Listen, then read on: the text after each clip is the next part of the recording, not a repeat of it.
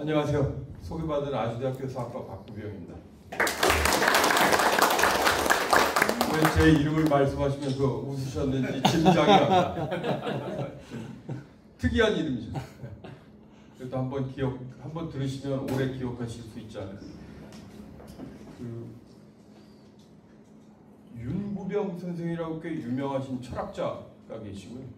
아마 농촌에서 오래 거주하시면서 지역운동도 하시지 않았나.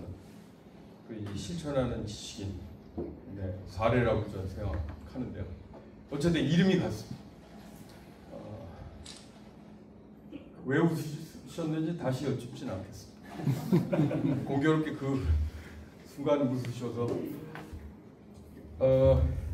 제가 이제 글쎄요, 이제 부탁받은 주제랄까 그게 뭐 CIA 공작의 실체 뭐 이런 거였는데요.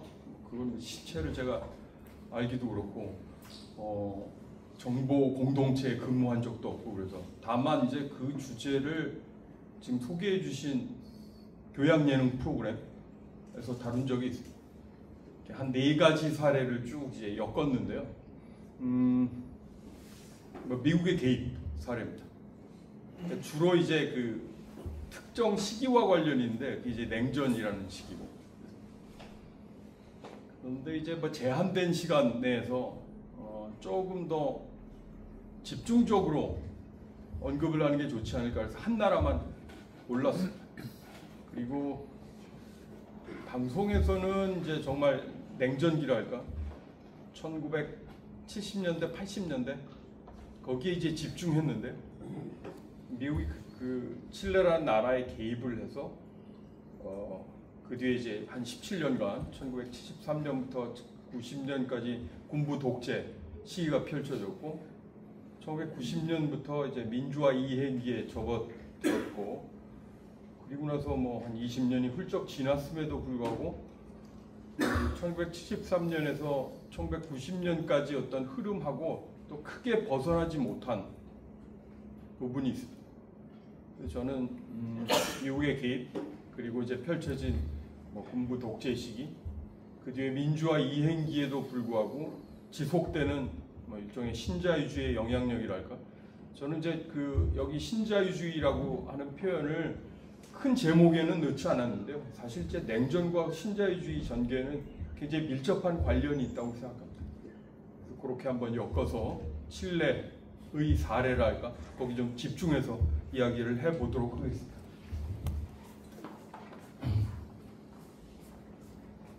몇 곡지로 이렇게 좀 한번 나눠봤고요.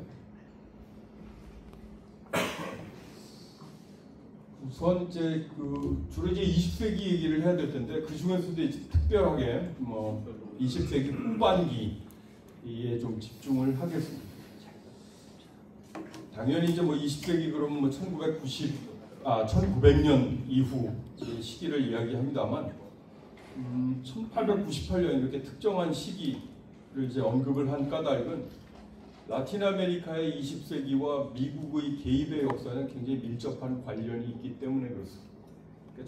1898년이라고 하는 저 시기는 미국의 영향력이 이제 실질적으로 미국 밖으로 적극적으로 뻗어나가는 해. 바꿔 얘기하면 미국이 그야말로 이제 이름 그대로 제국주의 국가가 됩니다. 바로 그 시점. 미국인들은 뭐 당연히 제국주의 국가 이런 명칭을 숨겨오려고 대단히 부단히 애를 써서 학자들도 그래서 뭐 그걸 이제 포착하는데 좀 어려움을 겪기도 했는데요. 공식적인 제국, 비공식적인 제국 또는 영향권 뭐 이렇게 애매한 표현을 쓰기도 했고, 감이 좀 오시죠? 공식적인 제국 그러면 식민지가 확실하게 눈에 보이는 뭐 그런 단계를 이야기할 수 있습니다. 반면에 비공식적 제국 그러면 실질적으로 식민지를 소유하고 있지 않은 단계, 그 이전 단계 또는 실질적인 어떤 침투와 운영 이외의 뭐 간접적인 지배랄까요? 또는 자본의 침투랄까요? 이런 것까지 이제 포함해서 좀 더 폭넓은 개념으로 뭐 비공식 제국 뭐 이렇게 얘기하기도 하고요. 그래서 1898년 그러면 미국이 에스파냐, 스페인하고 전쟁을 펼쳐서 아시아 쪽에서는 필리핀, 그 다음에 이 카리브해, 미국 남쪽에서는 쿠바, 그리고 푸에르토리코를 직접 가져간 해라고 볼 수 있습니다. 사실상 이제 필리핀하고 푸에르토리코는 식민지의 일부 이렇게 이제 취급이 될 수 있고요. 푸에르토리코는 지금까지도 미국의 일부입니다. 뭐 혹시 야구 좋아하시는 분들은 거기 출신 야구 선수들 꽤 많이 기억하실 겁니다. 요즘에는 뭐 그렇게 슈퍼스타가 없는 듯한데요. 왕년에 박찬호 시절만 하더라도 혹시 이반 로드리게스 야구 좋아하시는 분? 그 친구 포지션 기억하세요? 네네, 키가 작지만 굉장히 어깨가 좋았던 거의 대표적인 이제 푸에르토리코 출신 선수. 푸에르토리코를 잠깐 말씀드리면 미국의 영토입니다. 그러니까 푸에르토리코인이라고 하는 의미는 뭐냐면 공식적으로는 미국인이고 미국 시민권자이고 푸에르토리코 주민이기도 합니다. 그래서 자기가 원하면 미국 연방 내 다른 지역으로 뭐 이주 가능합니다. 특히 이제 푸에르토리코 출신들이 많이 가는 곳이 어디냐면 뉴욕 부근입니다. 그래서 이제 웨스트 사이드 스토리 그런 혹시 뮤지컬 영화가 왕년에 있었고 그 몇 년 전에 스티븐 스필버그라는 또 유명한 감독이 굉장히 새로운 시대를 맞이해서 다른 어떤 배우들, 새로운 배우들을 써서 리바이벌한 경우가 있는데 그 흥행에는 실패한 것으로 알고 있습니다. 뭐냐면 이제 뉴욕의 웨스트 사이드, 뉴욕의 이제 서쪽 지역에 사는 푸에르토리코 이주민의 이야기와 밀접한 관련이 있습니다. 어쨌든 1898년 그러면 미국이 실질적인 제국주의 국가가 된 시기, 에스파냐에게 이겨서 필리핀은 1898년에 어쨌든 자기의 뭐 일종의 식민주의로 삼았고 그 뒤로 1945년 제2차 세계대전 승리할 때까지 사실상 식민지화했다 이렇게 이야기할 수 있어요. 자, 그래서 1898년부터 보통 이제 라틴 아메리카 20세기를 얘기하기도 하고 그 출발점은 미국의 개입과 굉장히 밀접한 관련이 있다. 그 말씀을 이제 드리고 싶었고요. 그다음 이제 세 번째 냉전 대립. 아시다시피 냉전 그러면 1945년 이후에 미국과 소련의 관계를 떠올리셔야 됩니다. 말 그대로 냉전 그러면 차가운 전쟁이잖아요. 그러니까 2차 세계대전까지 총을 들고 직접 실전에서 맞붙었다.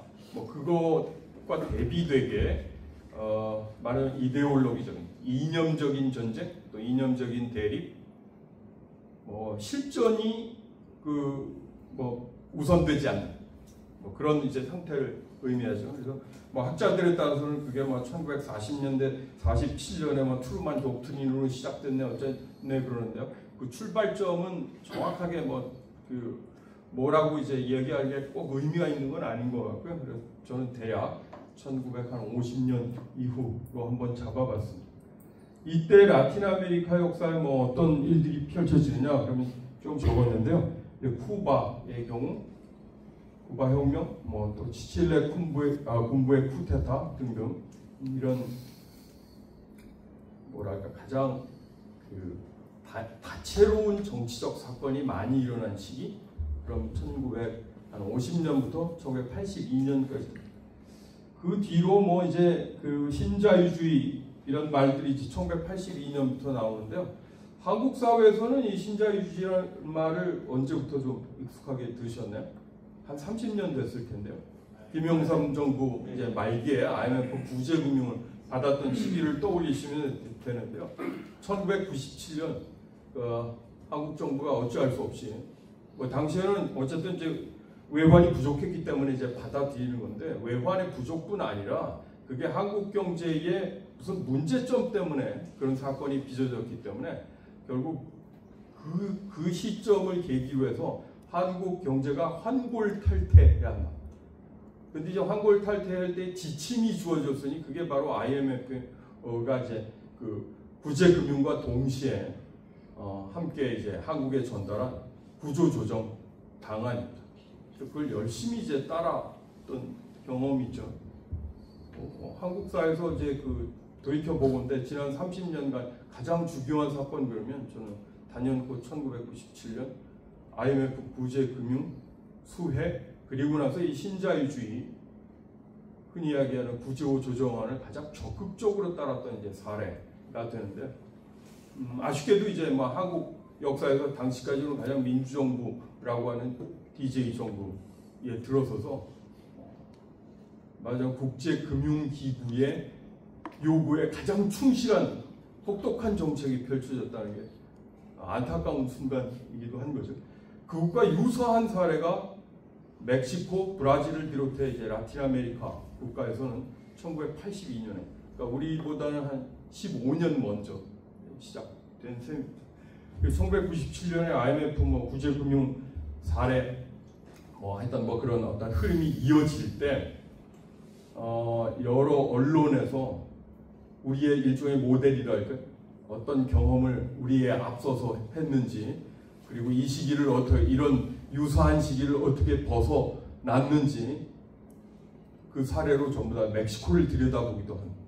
그게 1997년의 한국이고 그 일종의 선례가 됐던 게 1982년 멕시코와 브라질의 사례라고 볼 수 있습니다. 그래서 이때부터 이제 적어도 신자유주의 이런 말이 널리 쓰이기 시작했다. 그렇게 얘기할 수 있고요.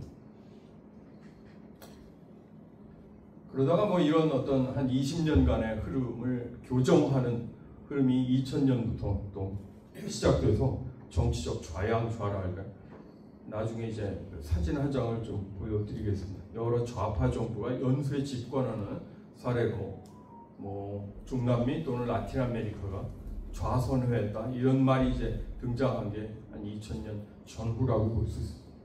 오늘은 그래서 이제 이 냉전 대립 특히 그 가운데서도 칠레 군부 쿠데타 요거에 좀 집중해서 이야기를 하도록 하겠습니다. 이 칠레 군부 쿠데타는 그 자체로 신자유주의의 등장과 밀접한 관련이 있습니다. 여기 제가 이제 1982년부터 신자유주의라고 하는 게 어쨌든 이제 강타한 것처럼 썼는데 그 원조는 1970년대 중반 칠레에 놓여 있다 하는 걸 먼저 말씀드리겠습니다. 자, 이제 칠레라는 나라를 이렇게 한번 보시면 되겠고요. 평소에 뭐 이 나라에 관심을 가지실 이유가 없었을 겁니다. 뭐 축구를 아주 잘하는 것도 아니고, 뭐 브라질 그러면 뭐 흔히 얘기하는 넘사벽 수준이잖아요. 칠레하고는 한번 붙어볼 만한데 그런 생각을 요즘엔 충분히 할 수 있잖아요. 이게 뭐 특징이 딱 있죠. 뭐 예를 들어 한반도 지도를 놓고 뭐처럼 생겼습니까? 이렇게 이제 누가 질문을 한다면 여러분들은 어떻게 답변을 하시죠? 뭐처럼 생겼다? 호랑이, 토끼. 호랑이라고 하시는 걸 아주 최근 답변 아닌가 싶고요. 이게 뭔가 이제 민족주의적인 어떤 의지가 있어서 의도가 있어서 그렇게 이제 그리기 물론 이제 그 그림은 꽤 일찍 나오기는 했습니다만 그런 해석을 굉장히 이제 최근에야 그렇게 하게 됐다 이거죠. 아마 일본인들이 강조를 한 건지는 몰라도 토끼처럼 생겼다라고 하는 게 뭐 일반적인 인식 아니었을까. 그러면 그렇다면 칠레는 뭐처럼 생겼다? 뱀처럼 생겼다. 네, 좋습니다. 이게요 남북이 4,400km. 굉장히 긴 뱀이죠. 거기에 비해서는 요 동서는 160km 정도까지. 뭐 미국 사람들 100마일 얘기하는. 100마일 익숙하시죠? 저 야구로 얘기하면 굉장히 공빠른 피차들 던지는 속도니까 160km. 좀 극단적이죠. 그러니까 기후대는 굉장히 다양합니다. 이쪽은 이제 뭐 적도는 이렇게 지나가고요. 그러니까 우리랑 이제 계절이 반대인 거죠. 그 다음에 조금 더 내려오면 여기 이제 남회기선이라는 게 지나와서 보통 이제 학교 때 혹시 이제 지리 수업 시간에 남회기선, 북회기선 들으셨다면 거기에 이제 뭐가요? 사막이 형성될 가능성. 여기 이제 사막이 있고 그 다음 그 사막 주변에 구리광산이 엄청나고 칠레 그러면 구리광산이 세계적으로 어쨌든 우리가 가장 많이 매장되어 있는 세계 매장량의 거의 40%에 이른다고 보통 얘기하는 거고. 근데 지금 오늘날에도 칠레 그러면 뭘 주로 팔고 있느냐? 구리를 주로 팔고. 공업 생산 그 분야가 그렇게 다양하다 보기 어렵습니다. 농업 분야는 한국보다 세계적인 경쟁력이 있는 게 있죠. 왜냐하면 마트에 가시면 전부 다 이 나라 포도주가 이제 떠오르죠. 포도주를 비롯해서 굉장히 세계적으로 뭐 경쟁력이 있다고 알려진 농산물 수출을 하는 나라다 이렇게 보시면. 제가 이제 한 25년쯤 전에 미국에 있었는데 그때 거기서 알고 지내던 미국인 교수가 그러시더라고요.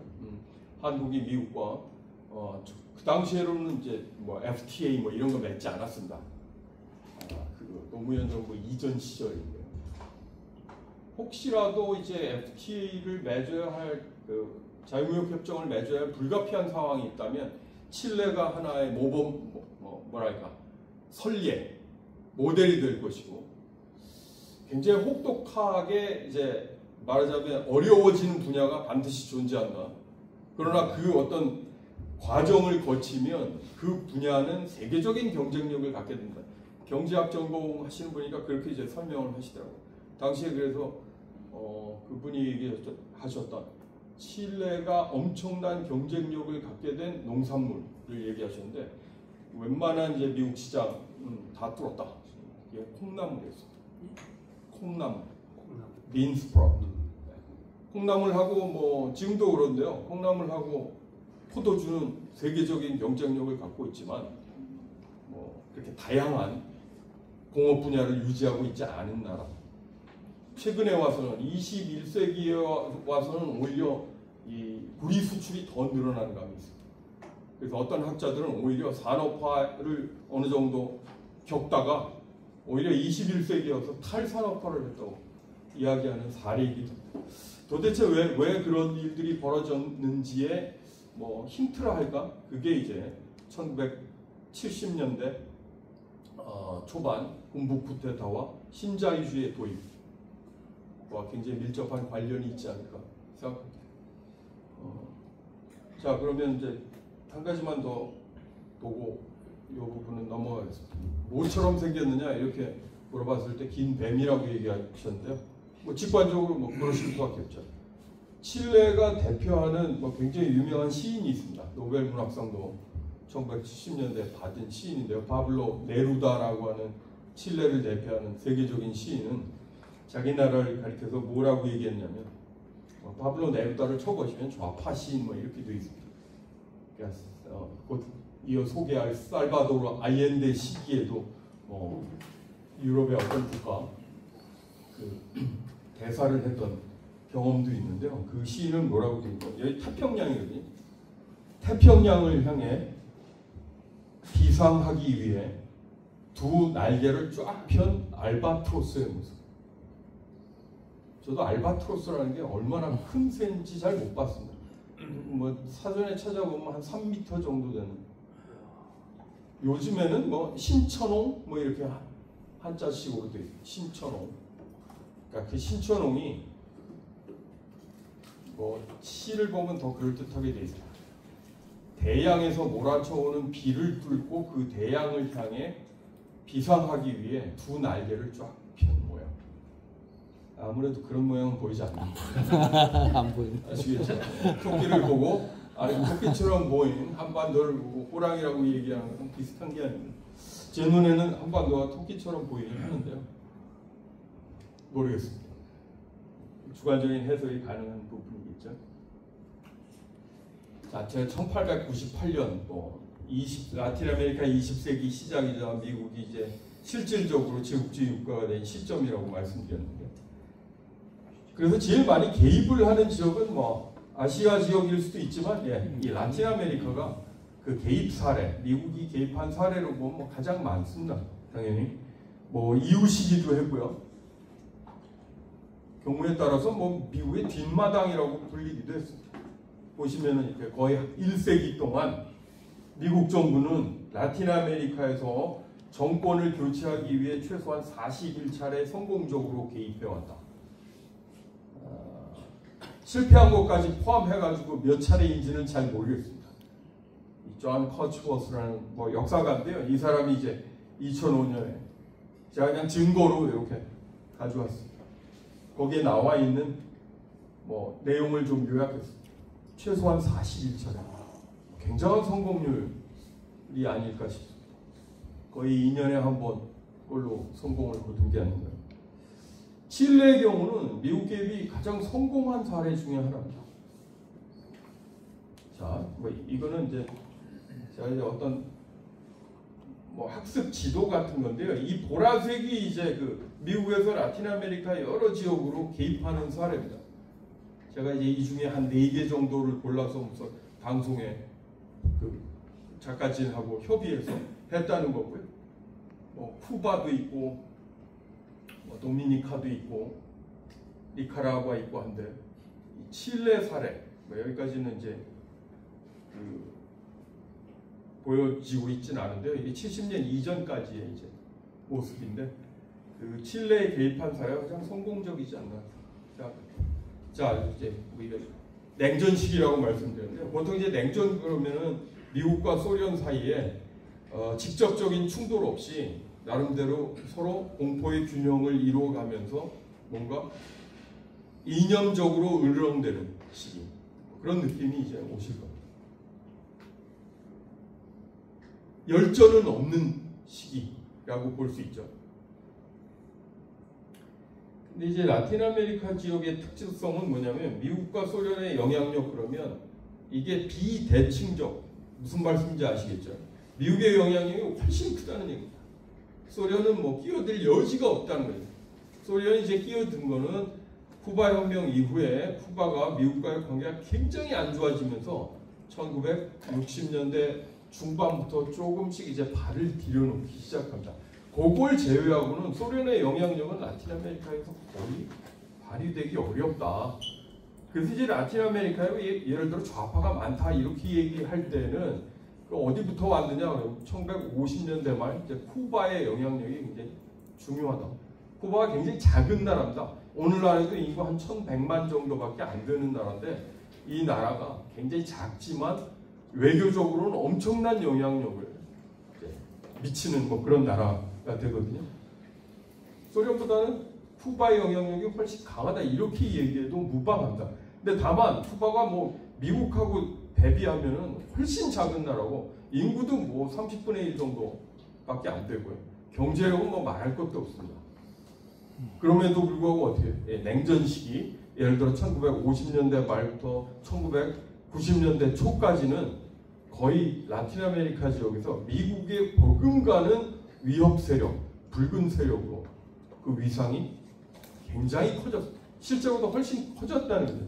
붉은 위협의 과대평가.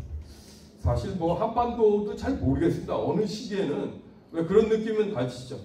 북한의 위협이 생각보다 훨씬 뭐랄까 정말 그럴까 할 정도로 그 위협이 과장되기도 하는 시기가 있는데 쿠바의 위협은 사실상 늘 과장되었다 이렇게 얘기할 수 있을 듯합니다. 그만큼 이제 미국의 그 개입이라고 하는 게 엄청난 영향을 미쳤던 지역이다.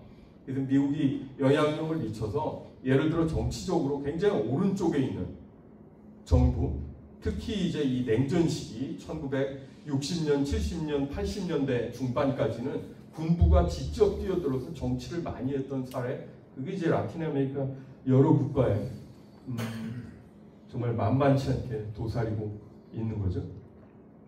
또 그 내부에서 당연히 그런 흐름에 대해 반발하는 사람들이 있을 수 있어요. 그래서 게릴라 활동을 펼친다든가.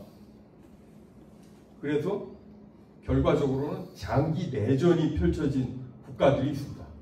제가 아까 여기서 몇몇 국가의 사례를 들었는데요. 예를 들어 과테말라라는 나라 굉장히 작은 나라인데 1960년부터 쿠바 영향을 받았다고 뭐 볼 수 있습니다. 왜냐하면 우리도 한번 쿠바의 그 혁명가처럼 우리도 좀 더 적극적으로 나서서 예를 들어 게릴라 활동을 하고 정권도 교체해보고 이런 생각을 이제 갖게 된 일부의 급진 세력이 있습니다. 그 사람들이 1960년부터 1996년까지 무려 36년 동안 내전을 펼쳤습니다. 콜롬비아 1960년부터 2016년까지 무려 거의 한 50몇 년을 내전을 펼쳤습니다. 엘살바도르 1980년에서 1992년 또 내전을 펼쳤습니다. 그러니까 거의 그런 어떤 이념적인 대립이랄까 이게 이제 현실화된 사례가 이제 라틴 아메리카 여러 지역에 있었던 거고요. 그거는 명백히 이제 미국의 어떤 개입하고 또 관련이 있을 수 있다. 그 말씀을 이제 드리고 싶습니다. 여기 성공 사례가 무려 42차례, 만만치 않은 사례라고 볼 수 있고요. 그다음 이게 1960년대 미국의 어떤 뭐 신문에 나오는 만평 같은 건데 이게 투표함을 이게 짓밟고 있는 그러니까 군인들의 군합발을 얘기하는 거죠. 이게 이제 일반적인 라틴 아메리카 정치에 대한 미국인들의 인식이라고 볼 수 있는데요. 공교롭게 사실 라틴 아메리카 군부가 훨씬 더 각국의 정치에 요란하게 개입하게 된 것은 1960년대 중반 이후입니다.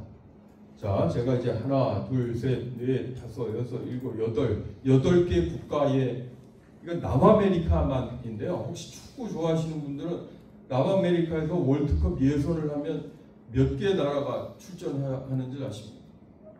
10개나. 그러니까 나라의 숫자를 세어보면 조금 더 있어요. 무슨 가이아나라고도 있고 수리남도 있고 뭐 이렇게 조금 더 추가해야 됩니다만 그 나라들은 아마 이제 굳이 얘기하면 월드컵 예선 거의 B리그 정도라고 보시면 되고 10개 나라 혹시 이제 그 10개 나라 여기 2개만 추가하시면 되는데 콜롬비아, 베네수엘라 요 2 나라만 빼고 이 1960년대 중반 그 다음에 1980년대 초반까지 다 군부 통치를 경험한 이 위부터 그러니까 이게 굉장히 유명한 사례입니다. 연구도 많고요. 끔찍한 사례도 많고 칠레도 이제 만만치 않은 사례입니다. 자, 이 인물인데요. 아우구스토 피노체트 장군. 이 쿠데타를 일으켜서 1973년에 그리고 17년간 군부 통치를 이어갑니다. 한국도 이 정도 오래 집권한 군부 통치자가 있잖아요. 거기 견주어서 이해하시면 됩니다. 크게 이제 성격상 다르지 않다 보시면 되고요.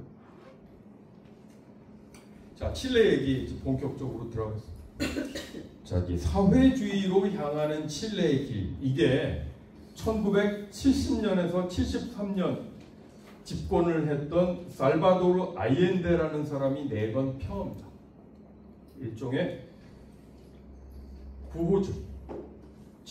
사회주의로 향하는 칠레의 길, 사회주의로 향하는 제2의 이행 모델 바꿔서 이렇게 표현하기도 하는데요. 자, 이게 라틴 아메리카, 남아메리카를 비롯해서 이 지역에서 정치적 격변이 일어나고 뭔가 이제 좌파 세력, 진보 세력이 어쨌든 집권을 한다 그랬을 때 떠올릴 수 있는 가장 뚜렷한 모델은 무장투쟁이었어요. 아까 말씀드린 이제 쿠바의 사례가 오늘은 쿠바의 사례는 언급을 하진 않겠습니다. 아마 카스트로 어떻고 체게바라고 어떻고 간간히 이름을 들어보실 수 있는데요. 1959년에 이제 집권을 합니다. 그게 이제 미국의 영향력이 막대한 상황에서 사실 그거를 이제 다 해치고 어느 정도 혁명을 안착시키는 그 과정이 쉽지는 않은데 어쨌든 그래서 라틴 아메리카에서 사회주의화 또는 급진화 진보적인 어떤 흐름으로 넘어갈 때의 기본적인 모델은 뭐냐면 무장투쟁입니다. 근데 사실 21세기의 무장투쟁 그러면 굉장히 낯선 개념입니다. 어느 누구도 선뜻 나서기 어렵고요. 그러나 이제 돌이켜서 예를 들어 1950년대 말 60년대에 그러면 지금보다 훨씬 그럴 가능성이 이제 좀 있었던 시기라고 볼 수 있는데요. 칠레의 경우는 그것과는 또 다른 방식으로 급진화된 사례다. 1970년에서 1973년까지 흐릅니다. 뭐 이제 칠레가 어떤 나라인지는 조금 썼습니다. 칠레가요 정치적으로 가장 지금도 그렇고 저 1973년에서 90년까지의 시기만 빼면 20세기 내내 그다음 21세기에도 평화롭게 정권이 교체되고 서로 싸우지 않고 내전을 벌리지 않고 뭐 그런 의미입니다. 그러니까 말하자면 모범적인 의회 민주주의의 사례라고 볼 수 있습니다.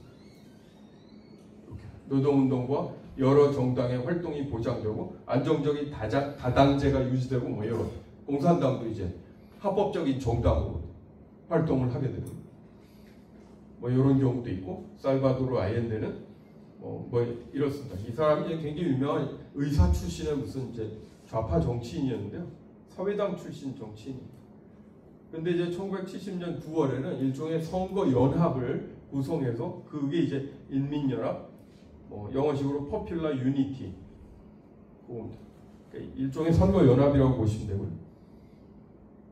자 그래서 이제 그 2달 뒤에는 대통령이 취임해서 본격적으로 사회주의로 향하는 제2의 이행 모델 또는 칠레의 길, 즉 쿠바의 길이 아니라는 무장투쟁이 아니고 우리는 말하자면 안정적인 민주주의 체제의 전통을 유지해 온 국가로서 이 틀 속에서 사회주의로 이행할 수 있다고 선언을 한 것입니다. 자, 그러니 말하자면 미국의 그 눈에는 이런 아옌데의 시도가 뭐 어떻게 보였겠느냐 하는 것을 한번 생각해 보시면 되겠습니다. 자, 그 인민연합의 주요 정책. 제가 뭐 이 부분 사실 재미는 없는데요. 그러니까 우선은 뭐 이게 이제 꼭 1970년대 심하지는 않고 나중에 와서 뭐 신문에 보시면 1980년대, 90년대, 심지어 21세기에도 엄청난 인플레이션, 뭐 가격 인상이죠. 이게 몇 %가 되고 뭐 심지어 세 자릿수의 인플레이션 어떻고 이런 사례가 이제 적지 않은데요. 어쨌든 이제 그거에 대한 대책을 세우느라고 물가를 뭐 동결시키고 심지어 가격 통제를 실시하고 등등. 그러면서도 어떻게 해요? 단기간 내에 소득 재분배 이건 뭐냐면 이 좌파 정부로서 말하자면 노동자들에게 훨씬 더 많은 급료를 준다든가 또는 노동 그 말하자면 이제 그 조건을 강화시킨다든가 이런 방식의 정책들을 펼치는 거죠. 최저임금을 인상한다든가. 사실 이제 임금을 인상하면 이게 또 뭐 인플레이션이 되지 않느냐 그러고 여러 가지 공격이 들어오기도 하고 반발이 있기도 합니다. 그러니까 이게 동시에 이제 쉽지 않은 작업을 해야 되는데요. 그리고 또 하나 이제 좌파 정부의 특징은 사회적 지출이 늘어난다는 거. 예를 들어 뭐 주택 공급이라든가 공공사업을 확대한다든가 또 그래서 이제 주요 산업을 어떻게 국유화한다는 거. 여기 이제 제가 구리를 이렇게 쳐놨는데요. 구리는 사실상 오늘날까지 그러니까 좀 이따 더 말씀드릴 이제 군부 독재 시기 1973년에서 90년까지도 이게 민영화되지 않은 유일한 분야라고 보시면 됩니다. 오늘날까지도 이제 구리 그러면 칠레의 엄청난 이제 그 수출품이라고 말씀드렸는데 뭐 그 이유가 이제 뭐 하여튼 그 어쨌든 이게 이제 굉장히 공공사업으로 오랫동안 유지되었다는 거예요. 그렇게 열심히 민영화하고 사유화를 추진했던 군부 정권 아래에서도 결코 민영화되지 않았던 부분. 자, 사회적 지출이라는 게 뭐 여기 뭐 주택 공급뿐 아니라 뭐 예를 들어 의료보험을 확대 강화한다든가 이런 것들을 다 포함하신 복지 정책들에 투입되는 예산도 늘어나고 뭐 그런 걸 이제 얘기할 수 있죠. 그러다가 이게 이제 쉽지 않아서 굉장히 어려움을 좀 겪게 되고 특히 이제 미국의 보이지 않는 경제 봉쇄 등등 해서 사실 1972년 뭐 이때부터 굉장히 어려워집니다. 그런 얘기 좀 이따 더 하도록 하겠습니다. 이런 상황에서 뭐 이게 선거 연합이라고 말씀드렸는데 선거 연합도 뭐 유지되기가 좀 힘든 부분이 있고 해서 그리고 또 미국이 CIA가 적극적으로 개입한 사례이거든요. 1973년 9월 11일에 칠레 군부 쿠데타가 일어나는데 그걸 또 적극적으로 사전에 사실 거의 뭐 지원했다고 알려져 있습니다. 원래 이제 임기가 6년이었는데요. 1970년, 1976년까지 그때 임기 도중에 결국 군부 쿠데타에 의해서 평화로운 사회주의로의 이행이 실패하게 되는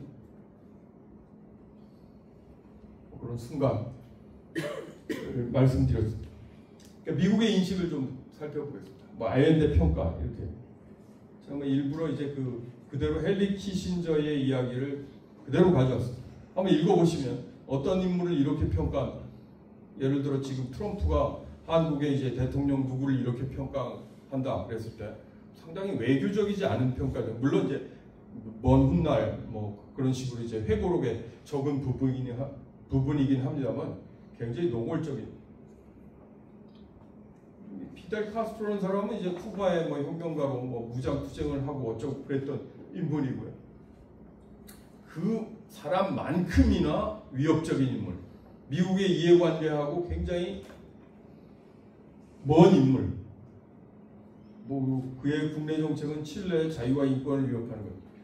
이거는 이제 맞아 미국과 사이가 안 좋은 국가의 지도자들은 거의 이제 이런 식의 어떤 비판을 받는 어떤 패턴이라고 볼 수 있고요. 당시 이제 미국 대통령이 리차드 닉슨 안보보좌관, 이 안보보좌관을 하다가 나중에 이제 국무부 장관을 합니다. 미국의 왜 장관 중에 가장 강력한 장관이 이제 국무부 장관이죠. 그러니까 우리로 얘기하면 무슨 대통령실에 안보실장을 하다가 한국의 이제 국무부 그러면 좀 미국의 국무부 위상에 맞는 한국의 그 내각 부서가 뭐 뚜렷하진 않는데요. 뭐 외무부에다가 아마 행정안전부까지 다 포함하고 뭐 그 정도의 위력 있는 부서가 아닐까. 당시 이제 CIA 국장 이런 사람입니다. 자, 아우구스토 피노체트 말씀드렸는데 이렇게 아이엔데는 이 사람입니다. 자, 이 사람이 말하자면 아이엔데의 정권을 뭐 1973년 9월 12일 쿠데타로 무너뜨렸는데 굉장히 사이 좋은 모습 비슷하지 않습니까? 말년에 아이엔데가 요쯤 해가지고 그러니까 쿠데타가 일어나기 한 2달 전쯤에 이 사람을 이제 국방부 장관에 임명을 합니다. 마치 누구의 인사 실책이 떠오르시나요? 충분히 제어가 가능하다고 생각했는데 제어하지 못한 경우에 해당할까요? 모르겠어요. 그러니까 이 사람이 생각보다 이 시점 1973년 8월까지는 자기 성향을 그렇게 훗날 어떤 정치를 펼칠지 훗날 그 장기 집권자가 되는데 그 성향이 잘 드러나지 않았던 인물로 되어 있습니다. 물론 이제 군의 실력자이긴 했습니다. 아무튼 그래서 사이가 뭐 나쁘진 않은 관계처럼 보이는데요. 뭐 한 달 좀 더 뒤에 쿠데타의 희생양이 되고 뭐 여기는 이제 칠레 쿠데타 일어난 뒤에 이제 리차드 닉슨하고 이제 헨리 키신저 둘이 뭐 사이가 굉장히 거의 뭐 브로맨스 수준이 아니었을까. 이 사람 뭐 발을 이렇게 쭉 뻗고 있는데 누가 떠오르십니까? 네, 떠오릅니다. 쩍팔람이라고. 전 너무 웃겨. 그 댓글에서 보고 그 별명을 보고 한참 웃었는데요. 쩍팔도사 임금의 손바닥에 왕자를 한때 쓰셨던 거. 근데 이제 그 KTX 뭐 거기에 발을 쭉 뻗었다는 거 아니에요? 그거보다는 리차드 닉슨이 이제 발을 쭉 뻗은 게 그래도 좀 얌전하지 않아요? 남의 좌석에 이제 발을 뻗은 것 같잖아요. 아무튼 자 이게 이제 아이엔데라는 사람이 집권을 하니까 미국으로서는 이거 상당히 긴장감 있게 쳐다보고 이 피델 카스트로도 골치 아픈 녀석인데 이거는 또 피델 카스트로랑 다른 방법으로 사회주의화를 시도한다? 이런 사람이 이제 칠레라고 라틴 아메리카에서는 비교적 안정적이고 괜찮은 나라에서 그런 일이 벌어졌다는 거예요.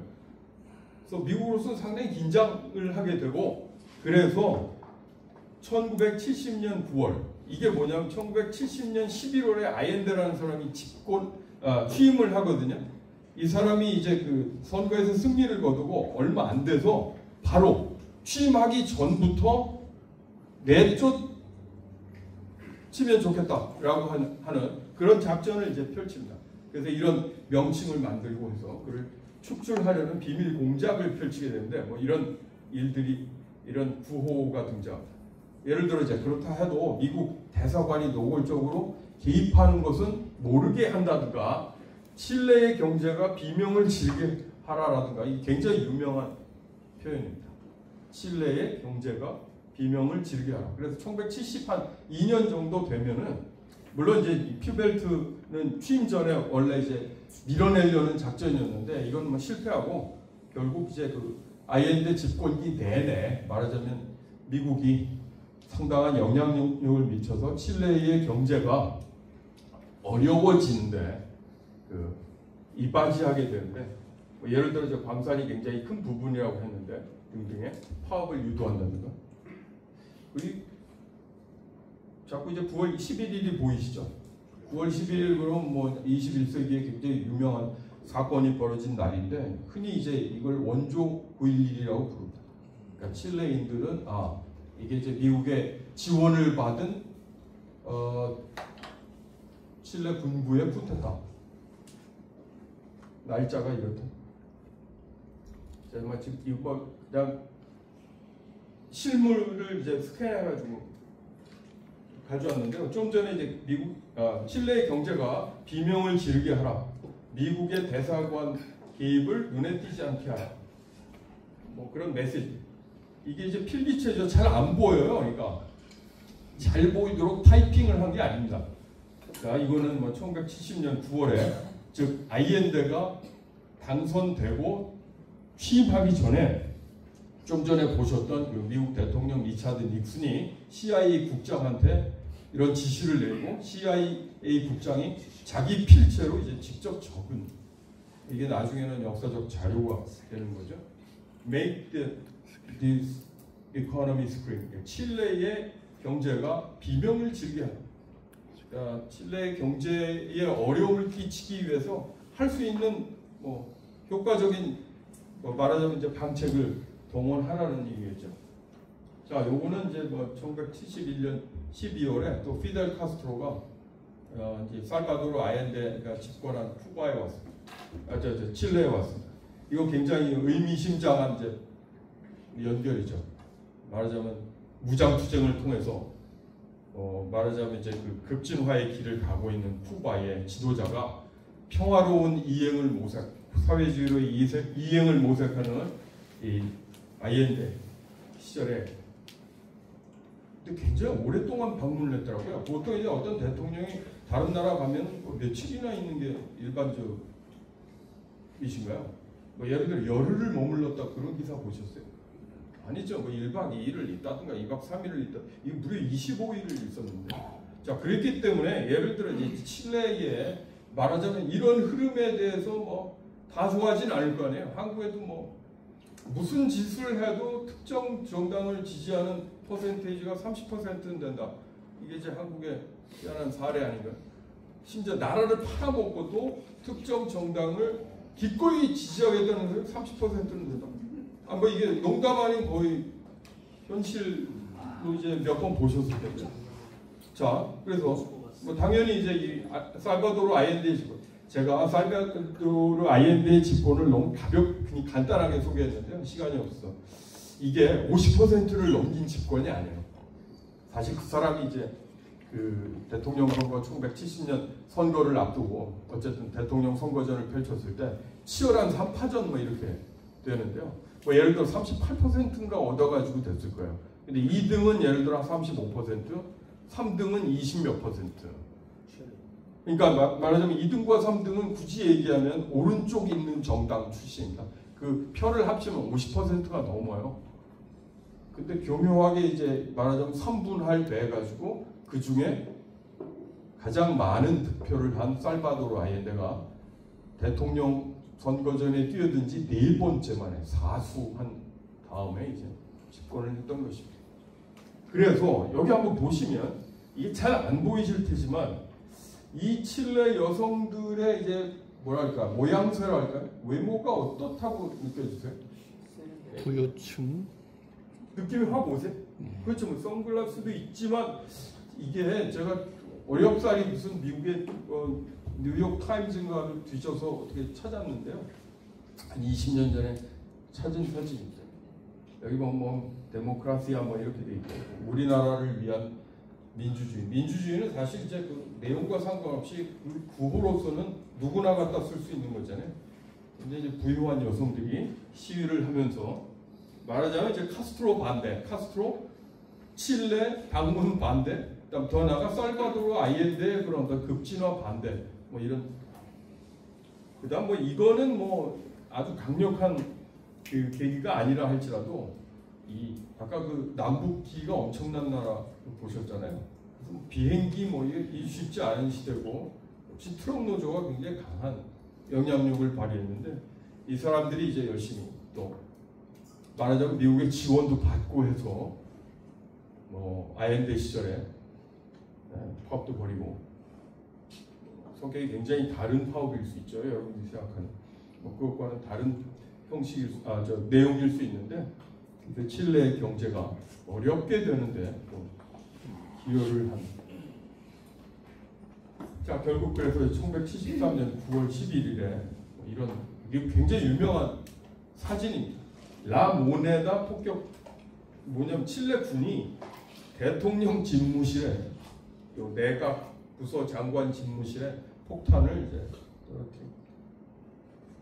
라 모네다 그 혹시 찾아보시면 모네다 궁예 뭐 이런 표현이 있는데 궁이라는 게 이제 예전에 총독이 살거나 뭐 에스파냐 사람들이 와가지고 식민 통치할 때 그때까지 거슬러 올라가는 옛날 건물이에요. 모네다 그러면 뭐 영어식으로 머니에 해당하는데요. 그러니까 말하자면 동전을 찍어내는 조폐국 같은 곳인데 뭐 그런 역사적인 장소에 대통령 집무실이 있었고 또 내각부서 장관 집무실이 있는데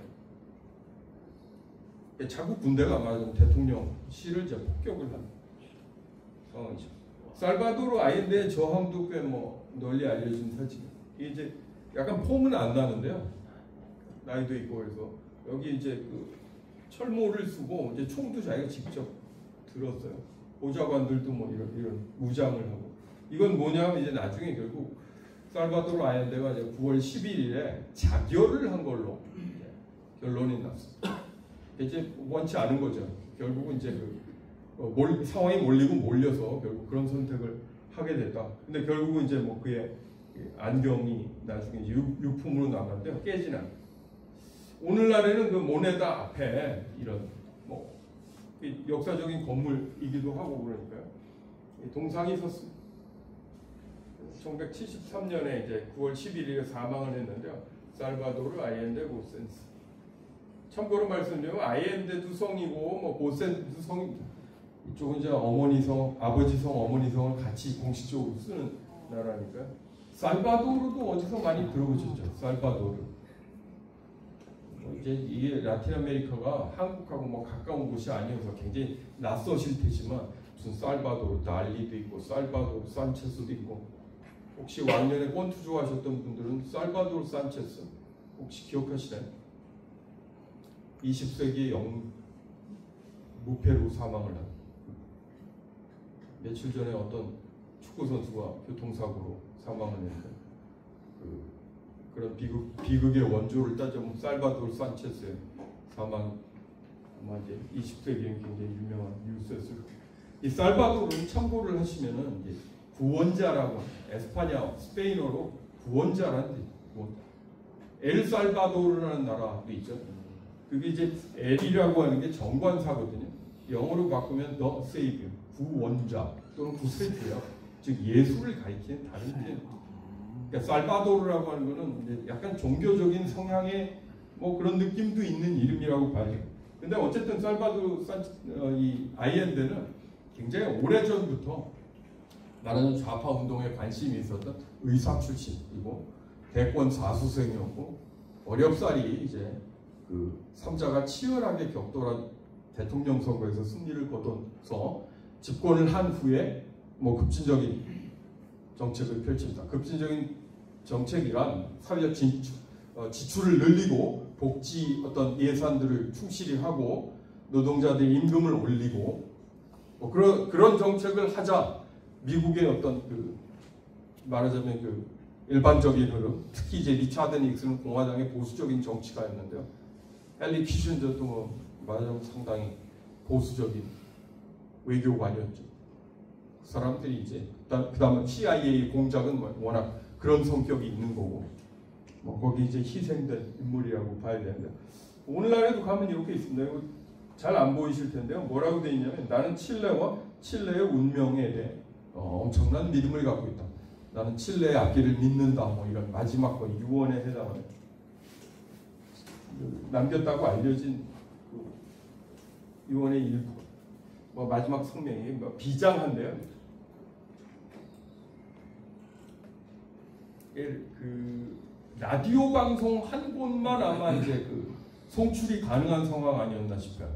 여기저기 이제 폭격도 당하고 그런 상황에서 막 이렇게 칠레 만세, 민중 만세, 노동요 만세 이것이 제 마지막 말이고 피신하지 않고 아까도 봤듯이 뭐 기관총을 막 총을 들고 어쨌든 저항하는 모습을 보였어요.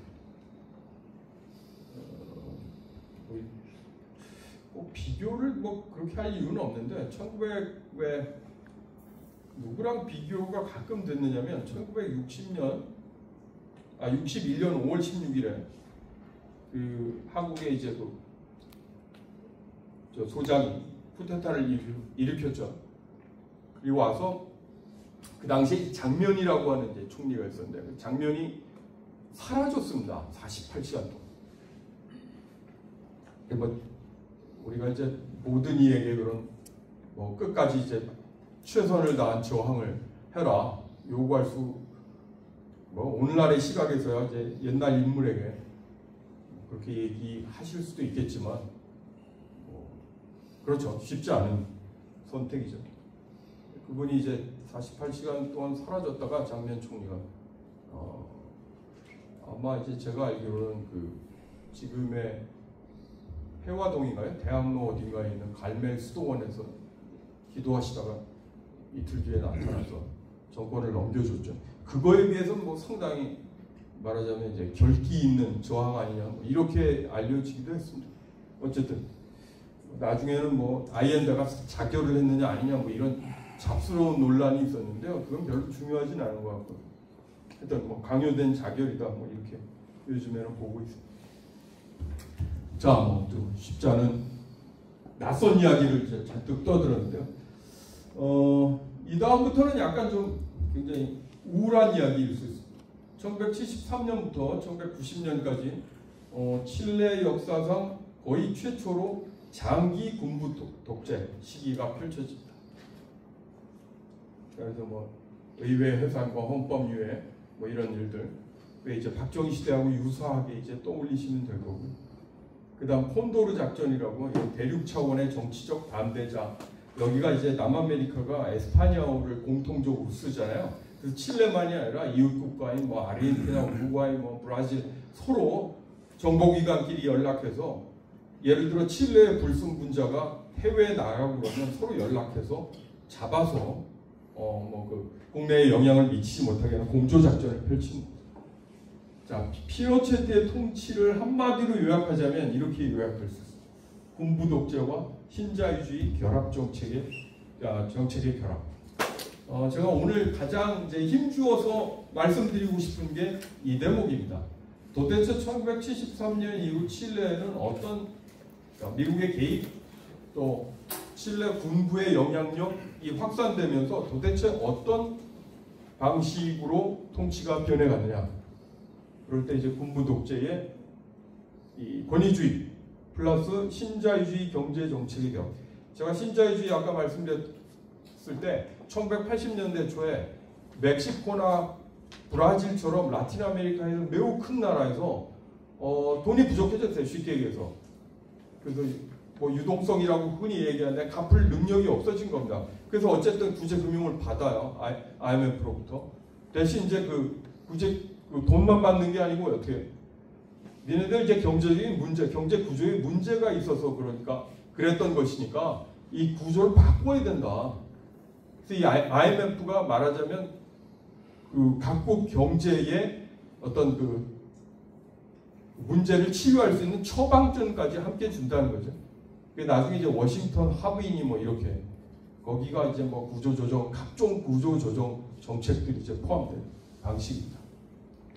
그리고 이 시기 가운데 가장 중요한 법정 문서는 1980년 헌법인데요. 칠레 역사상 이렇게 보면 이게 지금까지 크게 보아 독립을 한 게 1820년인데요. 21년쯤 되는데 그때부터 크게 보아 한 3번의 큰 헌법의 변화가 있습니다. 그 중에 이제 마지막 헌법이라고 할 수 있습니다. 그러니까 마지막이라고 제가 말씀드린 이유는 오늘날까지도 지속되는 헌법이라는 거예요. 이게 좀 의문이 좀 드실 수 있는데 1990년에 군부 통치가 끝나고 말하자면 이제 그 민주화 이행기에 돌입함에도 불구하고 여전히 무려 오늘날까지 이게 35년이 지금 됐나요? 35년이 됐는데 이때의 이 틀이 실제로 변화하지 않았습니다. 일부만 바뀌었어요. 예를 들어 대통령 임기라든가 뭐 이런 것들만 바뀌고 1980년의 틀, 즉 피노체트 군부 통치 시대에 만들었던 헌법의 틀이 오늘날까지도 사실 지속되고 있다. 이게 이제 그 어마어마한 이 시기의 영향력을 보여주는 거죠. 그러니까 권위주의적 성격의 헌법이라고 볼 수도 있고 신자유주의 헌법 이렇게까지 얘기하는데 한국의 헌법이 어떻게 되어 있는지 나중에 한번 관심 삼아 살펴보시면 좋을 듯. 예를 들어 교육을 민간 부분이 적극적으로 참여해야 한다. 이런 내용이 한국의 헌법에 어떤 구체적인 조항에 기입되어 있다. 혹시 뭐 이런 정보 있어요? 다소 추상적으로 돼 있을 겁니다. 헌법이란. 뭐 예를 들어 교육의 공공성을 위해 국가가 정부가 적극 노력한다라든가.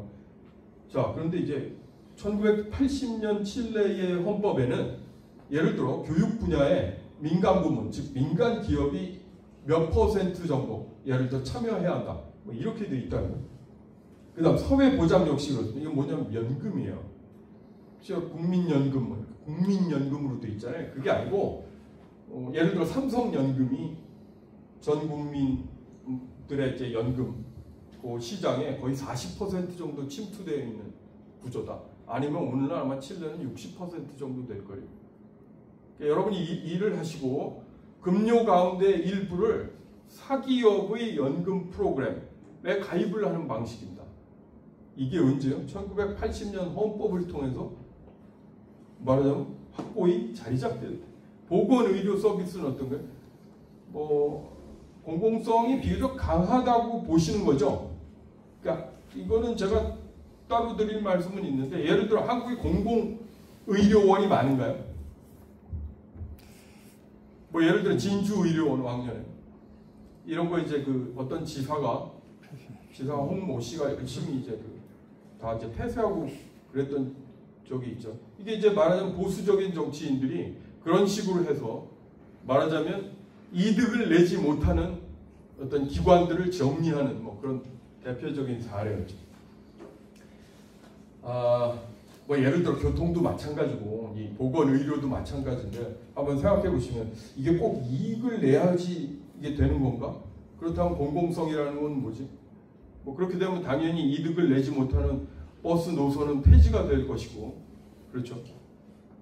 이득을 내지 못하는 병원 문을 닫을 것이고, 뭐 그렇게 될 수 있는데요. 아무튼 제가 이제 한국하고 막 섞어가지고 얘기를 했기 때문에 잘 이해를 못하실 수 있는데 한국은 비교적 의료보험 자체의 공공성은 아직도 유지된다. 그렇게 보고 싶습니다. 다만 공공의료 시설이 많다고는 볼 수 없다. 그런데 이제 칠레의 경우는 보건의료 서비스 분야 역시 민간 사업자들이 의무적으로 참여하고 말하자면 그런 어떤 민간 부문의 말하자면 의료보험을 국민들이 구입해야 하는 그런 방식으로 바뀌게 된다. 그거의 법적인 근거가 됐던 게 뭐냐면 1980년 헌법. 놀랍게도 이건 오늘날까지도 이 골간이 크게 흔들리지 않고 남아있다는 거예요. 자, 그리고 나서 이제 마지막 부분에는 결국 90년에 어떻게 되냐면 군부 정권이 마감되는데 그 전에 어떤 정치적인 그 변화가 있었는지 잠깐 써놨습니다. 한번 보세요. 1973년에서 76년까지 망명자 수가 100만 명. 당시 이 칠레 인구가 한 저 정도예요. 오늘날에도 한 2천만 명 정도밖에 안 됩니다. 그러니까 인구가 그렇게 많지 않은 나라고요. 그럼에도 우리가 왜 제가 칠레 사례를 골랐느냐면 칠레의 이 1970년대부터 지금까지의 변화가 굉장히 극적이고 한국인들에게 주는 시사점도 막대하다 그런 거 하나. 그 다음 칠레가 비교적 잘 살아요. 그래야 어떻게 한국의 요즘하고 많이 유사하다. 지금 뭐냐면 칠레는 라틴 아메리카 수준에서 가장 말하자면 경제적으로 뭐 이제 빈부의 격차는 어느 정도 있지만 그래도 전반적으로 잘 사는 그 지역에서는 그 영내에서는 잘 사는 국가입니다. 그래서 예를 들어 아프리카의 어느 지역이라든가 과테말라하고 칠레가 비슷하다기보다는 오히려 프랑스나 뭐 영국하고 더 비슷한 나라가 됐어요. 한국도 그렇지 않습니까? 그러니까 예를 들어 한국의 위상이나 칠레의 위상이나 크게 이제 뭐 서로 이제 어느 정도 같은 그룹으로 묶일 수 있는 정도가 아닌가. 그래서 이제 올라본 거고요. 당시에는 뭐 이렇게 이게 좀 너무 많지 않습니까? 10분의 1이 사실상 추방당합니다. 아마 이제 그 적극적으로 어떤 정부가 들어섰을 때 굉장히 적극적으로 반대 의사를 펼치는 분들이 도대체 몇 퍼센트나 될까? 저도 뭐 어느 때 좀 궁금하긴 했는데요. 30%까지 나서시진 않는 것 같아요. 뭐 예를 들어 이제 그 탄핵 국면 뭐 이럴 때도 여의도에 매번 나가시고 뭐 5번 나가시고 이런 분들 도대체 전 국민의 몇 퍼센트가 될까? 10% 될까요? 안 될 거요 아마 그 숫자를 보면. 근데 이제 그 10%가 추방당했다. 이렇게 이제 추방당한 사람이 10% 정도 되면 그 뒤에 남아 있는 칠레인들이 말하자면 피노체트 군부 정권에게 어떤 식의 말하자면 저항 또는 항의 문제 제기를 했을까? 이게 거의 뭐 쉽지 않은 상황 아니었을까 싶습니다. 자, 그리고 당연히 이제 이 군부 독재 시기의 권위주의 그러면 인권 탄압, 뭐 고문, 뭐 불법 구금, 그래서 이제 도대체 몇 명의 정치범이 있고 얼마나 많은 사람들이 혹시라도 이제 그 인권 침해 피해자인지 뭐 이런 통계들이 쭉 있습니다. 이거는 뭐 공식적인 통계이기 때문에 늘 공식적인 통계가 보수적으로 집계하는 것 같아요. 적게. 그 몇몇 이런 장소들이 있습니다. 제가 이제 그 산티아고 이 론드레스 38번지라는 데를 간 적이 있는데요. 이 집권 초기에 구금 장소로 가려고. 왜 한국도 그런 데 있지 않습니까? 혹시라도 뭐 남영동의 대공분소 뭐 고문실이랑 안 그랬잖아요. 대공분소 이제 박종철이라는 당시에 학생이 이제 고문당했던 자리인데 혹시 위치 아세요?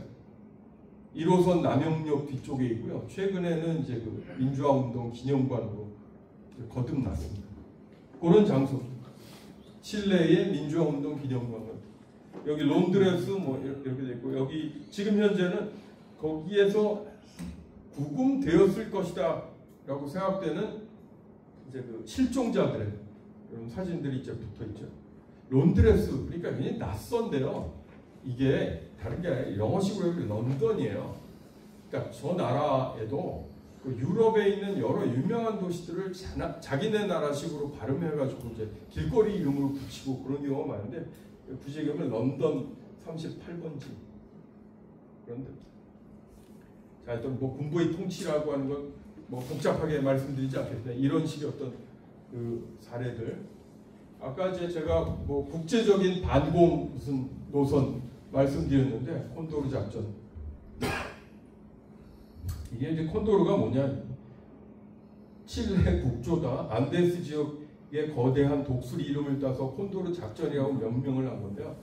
각국의 비밀 경찰관의 상호 협력을 통해서 어쨌든 그 이른바 불순 분자들을 색출하고 끝까지 추적하고 더더군다나 언어가 통하는 지역입니다. 여기 이제 국가정보국 수장 아시겠죠? 한국의 이제 그 중앙정보국 대령이고 남아메리카 5개국이 처음 시작하고 나중에는 이제 8개국까지 이제 늘었습니다. 그래서 이 8개국의 공조 체제를 구축하는 거죠. 한마디로 이제 반공주의 국제, 그러니까 이 군부 통치, 아까 이제 군부 통치의 거의 리스트를 보여드렸는데 그들이 보기에 하여튼 우리의 체제를 굉장히 어렵게 만드는 불순분자들, 이게 이제 칠레만이 아니라 다른 국가의 이런 정보기관하고 연합해서 어쨌든 그 인간들이 우리 체제를 위협하는 일이 없게 만들어야 된다. 뭐 그거를 이제 현실화한 그런 것들이죠. 콘도르 작전이라고. 미국도 몰랐을까요? 뚜렷한 증거를 이제 찾아내기는 쉽지 않은데요. 그러니까 미국의 예를 들어 어느 지역의 그 외교관이 충분히 이 사실에 대해 인지하고 있다, 이런 흔적들은 곳곳에서 이제 드러납니다. 자, 당시에 이런 뭐 일종의 냉전이라는 게 미국과 소련의 뭐 냉랭한 전쟁 비슷하지만 실제로 거의 내전 비슷하게 치열하게 부딪힌 지역도 있는 거예요. 자, 그래서 이제 그 각국의 이제 군부 정권은 이거는 일종의 제3차 세계 대전이다. 이 좌파들이 우리를 어렵지 않게 만들어야 한다. 그래서 서로 열심히 이제 공조하고, 말하자면 뭐 그리스도교적 문명을 지켜야 되고, 정치적 반대파에 대한 정보를 공유하고 뭐 이런 얘기. 충분히 이제 한국의 정보기관들이 어떤 식의 인권 침해 사례를 많이 쌓아갔는지를 한번 살펴보시면 되죠. 이게 이제 문제는 미국 워싱턴 DC에서 차량 폭탄 사고가 나서 칠레의 그 아옌데 시절에 꽤 유명했던 외교부 장관 출신 올란도 레텔리에르라는 사람이 이제 사망을 하게 되는데요. 이게 이제 그러니까 칠레 군부 정권에 저 사람이 굉장히 위협적인 인물이야, 또는 이해관계가 굉장히 맞지가 않아. 그래서 이제 저 미국에서 자꾸 우리 정부를 공격해. 그래도 쉽게 테러를 가한다, 이게 발상이 쉽지 않은데요. 이게 이제 말에 따르면 이래요. 이게 9.11 이전에 워싱턴 DC, 그러니까 제가 9.11이라고 하는 거는 2001년 9월 11일 이전에 워싱턴 DC에서 그 이전에 일어났던 가장 심각한 테러 사건으로 규정되어 있습니다. 차량 폭탄, 폭발 사고로 칠레의 그 아옌데 시절에 꽤 유명한 인사를 미국의 수도 한복판에서 이제 차량 폭탄으로 제거한 사건. 미국인 조력자도 함께 피살된 사례입니다. 자, 그래서 제가 이제 그 아옌데 체제 그랬을 때 일종의 이제 권위주의 체제, 인권 침해적 요소도 있고, 그게 이제 한 파트라면 다른 한 파트는 이제 신자유주의 시행. 이거는 오늘날까지도 영향을 미치기 때문에, 그러니까 신자유주의가 도대체 언제부터 지구상에서 굉장한 영향력을 미치게 되었냐? 그럴 때 많은 사람들이 1980년대 초를 얘기합니다만 그 기원, 그 출발점이 바로 1970년대 칠레였다. 거기에는 뭐 이런 이름들이 나옵니다. 밀턴 프리드만, 아마 이제 경제학자로 노벨 경제학상까지 받은 시카고 대학의 교수였고요. 그래서 이런 겁니다. 칠레의 경제학자들이, 칠레의 경제학 전공자들이 미국의 시카고 대학에 가서 유학을 해요. 그리고 돌아와요. 그래서 아우구스토 피노체트를 위해서 경제, 말하자면 브레인 역할을 합니다. 그런 구조죠. 시카고 학파라고 하는 건 시카고 대학 유학했다가 돌아오는 사람이고, 돌아온 사람들을 일컫는 표현인데, 그 시카고 대학의 굉장히 유명한 경제학자 밀턴 프리드만의 제자들인 거죠. 한국에도 뭐 그런 사람들이 제법 있습니다. 왕년에 서강학파도 있었고요. 서강대 이제 박정희 시대 이제 경제 관료들을 서강대학 출신 이제 그 경제학자들이 꽤 많이, 남덕우 씨니 이런 분들. 그러다가 TK에 나중에 거의 대부라고 했던 신현확 이런 인물들은 신군부하고 밀접한 관련이 있고 이런데요. 거의 그거하고 유사한 거죠. 밀턴 프리드만은 뭐 그런데 이쪽에서 신자유주의의 이론적인 기반을 제공한 경제학자로는 뭐 가장 이름이 널리 알려진 사람. 자, 제가 2005년에 출간된 데이비드 하비라는 영국 사람의 책을 가져왔는데요. 네오 리버럴리즘, 신자유주의의 약사, 간략한 역사 이렇게 제목이 붙어 있는데 여기 네 사람이 이렇게 있는데요. 잘 보이시나요? 여기 뭐 익숙하시죠? 로널드 레이건이고요. 여기는 마가렛 대처죠.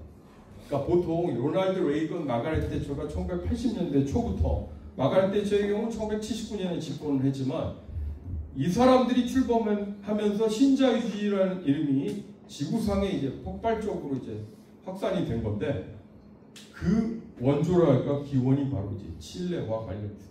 이 사람이 바로 아우구스토 피노체토. 자, 이 사람들하고 매우 친한 경제학자가 밀턴 프리드만이었고 이 밀턴 프리드만의 머릿속에서 말하자면 이런 신자유주의 구상이랄까 그런 것들이 체계화됐다 이렇게 얘기할 수 있죠. 신자유주의가 뭐냐 그러면 한마디로 인간의 왜 보통 복지 그러면 정부가 제공해줘야 된다고 생각하시잖아요. 이 사람들은 인간의 복지가 사기업이 제 역할을 할 때 훨씬 더 잘 증진이 된다 이렇게 생각해요. 그러니까 1970년대까지의 흐름이 뭐 케인즈가 어떻고 뭐 뉴딜이 어떻고 뭐 이런 흐름이었는데 이거하고는 굉장히 다른 주장을 이제 하게 되는 거죠. 자, 하여튼 뭐 근데 여기 어떤 인물이 있냐면 표지에 덩샤오핑이 있는데요. 잘못 읽으시면 이렇죠. 신자유주의 약사에 덩샤오핑이 있고 덩샤오핑은 신자유주의자다. 이렇게 결론을 내시면 안 되고요. 근데 왜 여기 있죠? 개방적. 예, 바로 이제 그 중국 현대 중국을 어쨌든 만들어낸 인물 그럴 때 덩샤오핑을 얘기하죠. 1978년에 덩샤오핑이 한 정책이 있습니다. 중국의 개혁 개방. 그 시기하고 전 지구적인 신자유주의가 준비되는 시기하고 맞물렸다는 거예요. 그래서 이제 이렇게 돼 있는 거고요. 그러니까 원래 이제 그 한번 생각해 보시면 한국의 경제학, 자 이제 약간 지루한 부분이긴 합니다만 요건 한번 생각을 해보세요. 한국의 경제 정책을 어쨌든 만들어내는 사람들이 어디 가서 공부를 많이 했을까요? 그 어느 대학에 뭐 예를 들어 집중적으로 있을까요? 또는 어떤 분야를 공부할까요? 혹시 뭐 이런 생각을 해보신 적 있나요? 아마 추적을 하면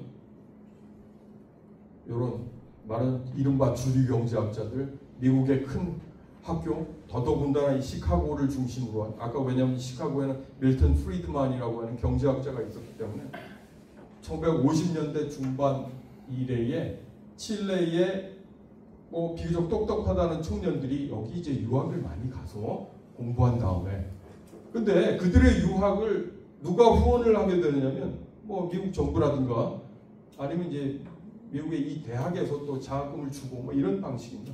한마디로 얘기해서 1950년대 그러면 냉전 시기라고 말씀드렸잖아요. 소련의 영향을 받은 집단하고 대결해서 이겨야 돼요. 여러 분야에서. 그래서 라틴 아메리카에 이런 좌파의 영향력이 퍼지는 것을 어쨌든 막아야 된다.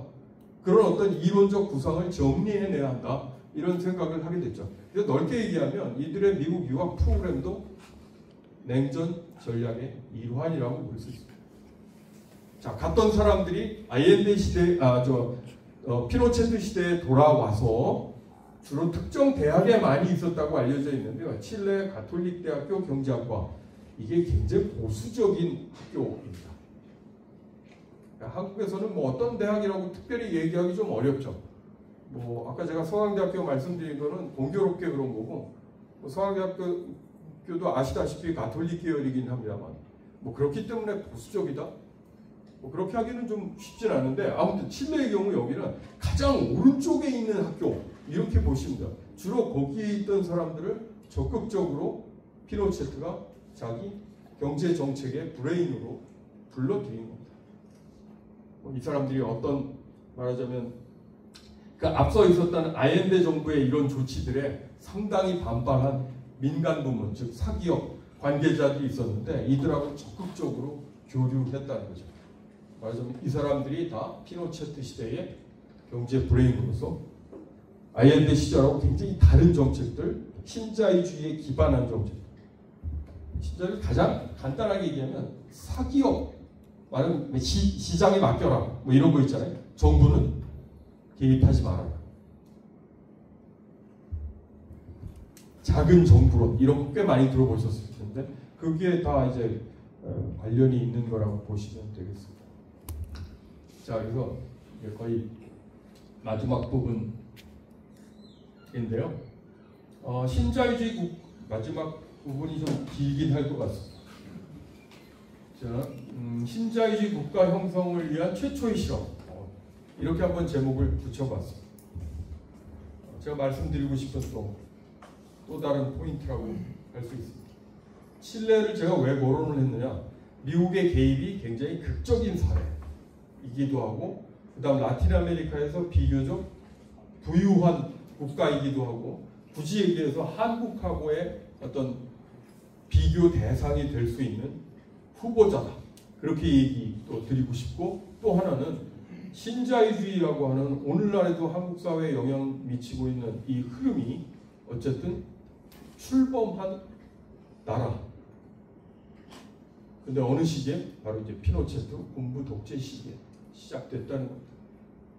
좀 전에 보셨던 그 시카고 학파의 활동도 있었고, 이 피노체트가 한 기가 막힌 말이 있습니다. 칠레를 프롤레타리아의 나라가 아니라 기업가의 나라로 만들겠다. 이게 이제 군부 통치자의 일종의 염원이었던 거죠. 자, 그래서 칠레의 경제를 재편하는데 어떤 방안이냐면, 저보다 훨씬 더 경험이 많으시잖아요. 실제로 이런 어떤 그 문구의 뭐 위험성이랄까 아니면 어떤 폐해 이거에 대해서 훨씬 더 잘 알고 계실 텐데요. 노동시장의 유연화, 규제 철폐, 노동조합 권력으로부터의 자유. 이 노동조합 권력이라고 하는 건 당시에 피노체트 측근들이 많이 썼던 표현입니다.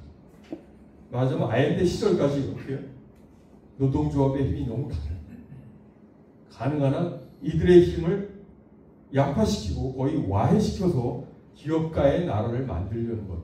이거하고 신자유주의의 출범이 굉장히 밀접하게 관련이 있다. 노동조합 권력으로부터의 자유. 이게 이제 그 피노체트를 비롯한 신자유주의 경제학자들의 기본적인 지향이라고 보실 수 있죠. 특히 노동시장 유연화, 뭐 그렇죠. 쉽게 얘기해서 뭐 해고를 좀 더 자유롭게 해야 된다. 이런 게 이제 기업가들의 기본적인 논리일 텐데. 자, 이거 뭐 사례니까. 자, 제가 뭐 이 사람들을 저도 잘 몰라요. 이 사람들이 경제학자인지 축구 선수인지 잘 몰라요. 자, 네, 재정부 장관, 경제부 장관 아시겠죠? 네, 시카고 대학에 가서 공부하고 돌아와서 칠레 경제 무슨 요직에 앉은 고위 공직자들의 이름 꽉 잡고 있었다. 근데 1980년대 80년 정도까지는 확실히, 자, 주로 이들이 한 게 충격 뭐 샤크 세라피 뭐 이런 건데, 보통 신자유주의 그럴 때 공적인 지출을 어떻게 해요? 늘리나요? 줄이나요? 줄이라고 그러죠. 복지 혜택도 줄이고, 가능한 한 야 이것도 불필요해 저것도 불필요해 그러고, IMF의 경우는 그 핵심이 뭐예요? 결국 돈을 빌려줬으니까 돈을 빨리 받아야 되잖아요. 혹시 여러분들도 그런 사적인 거래를 해보신 적 있나요? 근데 친구분한테 돈을 빌려주실 수는 있죠. 저도 그런 적이 있습니다. 그런데 그 뒤에 바로 친구의 경제 생활에 대해서 제가 간섭하진 않습니다. 내가 한 일주일 동안 같이 다녀보니까 시장에서 쓸데없는 물건을 너 너무 많이 써. 그러니까 앞으로는 그거 다 줄여. 이렇게 코치하시나요? 그러니까 IMF가 했던 게 딱 그거죠. 그러니까 엄격한 내필. 그러니까 굳이 필요 없는 것은 쓰지 말라는 겁니다. 그럼 여러분들 혹시 경제 사정이 굉장히 안 좋았을 때 가계 지출 가운데 뭐부터 줄이시나요? 뭐 이렇게 혹시 한번 질문을 받아보시면 아마 신문에 굉장히 많이 나오잖아요. 꼭 안 써도 되는 거. 나의 취미생활 줄이실 것. 자녀들의 학원비는 어떠십니까? 그건 최후에 줄인다? 근데 정 없으시면 어때요? 그것도 줄이시죠. 야, 그런 어떤 나름대로의 우선순위가 있을 텐데 뭐 내핍을 하지 않을 수 없을 때는 그런 고려를 해야 되는 거죠. 자, 공공지출을 삭감한다든가. 제가 사유화 민영화라는 말을 훨씬 많이 들어보셨죠? 예. 그 말 그대로 민간이 운영한다는 거잖아요. 사실 이제 운영만 하는 게 아니고 실제 소유하는 겁니다. 그러니까 사실 민영화는 사유화라고 보셔야 될 게 저는 거의 90%가 그런 상황이 아니에요. 근데 운영 자체만 민간에 맡겨놓지 않아요.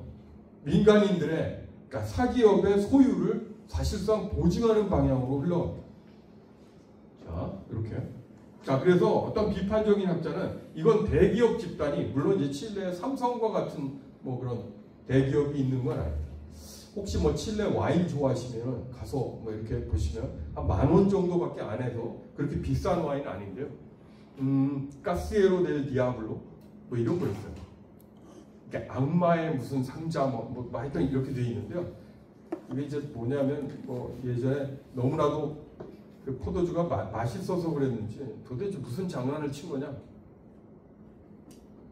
저기는 이제 그 악마가 그 포도주 상자에 들어가서 장난을 쳐서 맛이 저렇게 된 거다.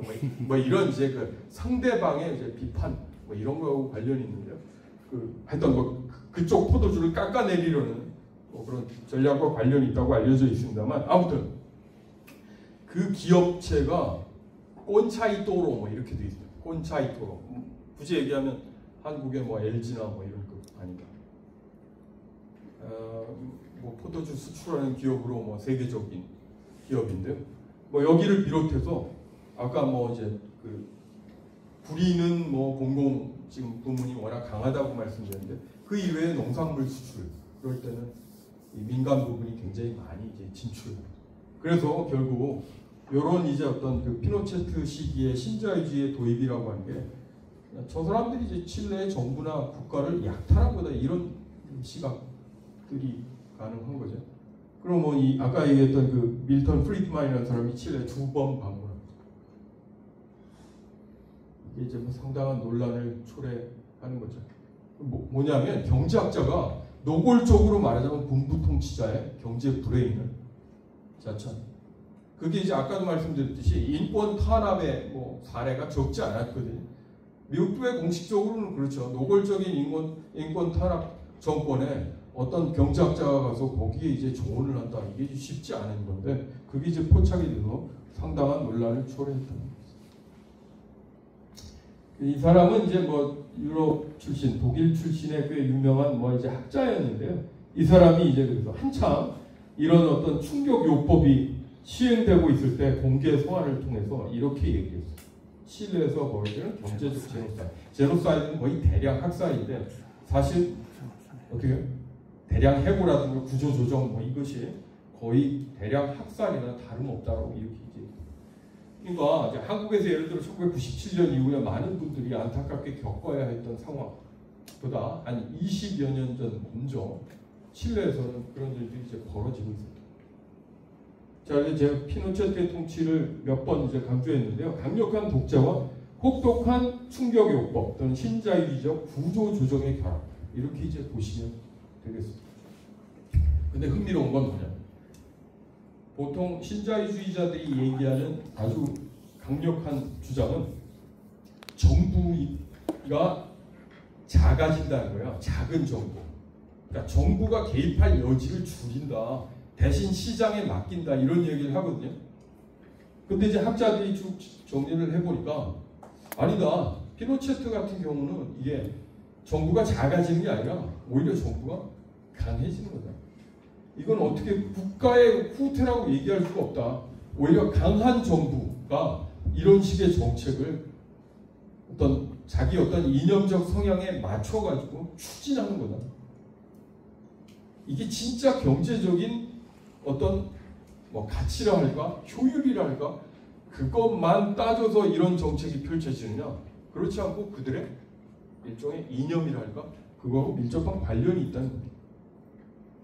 혹시라도 뭐 신자유주의 얘기하고 정부가 나서서는 안 되고 뭐 그다음에 정부가 작아져야 되고 이렇게만 계속 얘기하는 분이 오늘날에도 있다면, 예를 들어 피노체트의 사례 같은 것을 보면 지구상에서 가장 혹독하게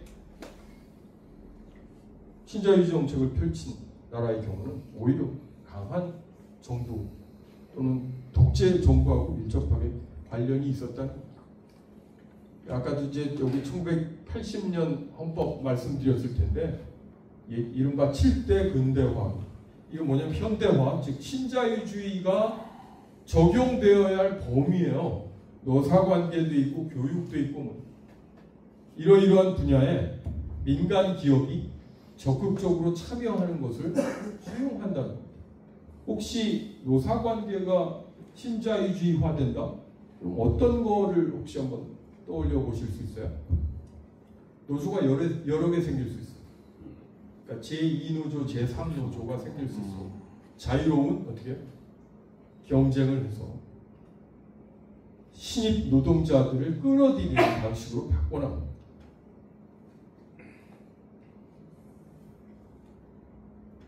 그러니까 말하자면 이제 뭐 노동조합의 지분을 강화시키고 그걸 보증하고 이런 방식을 다 어떻게 걷어내고, 이제 기존의 노조 또 새로운 노조가 경쟁하는 체제를 만든다는 거. 뭐 아니면은 이제 새로운 노조를 약간 이념적인 성향에 따라 적극적으로 지원을 한다든가, 이런 일들이 이제 펼쳐지고, 교육도 마찬가지예요. 사립학교가 훨씬 더 많아진. 그러니까 교육은 모르겠어요. 사립학교가 훨씬 더 좋은 교육을 한다고 생각하세요? 일단 비싸지잖아요, 등록금 같은 경우.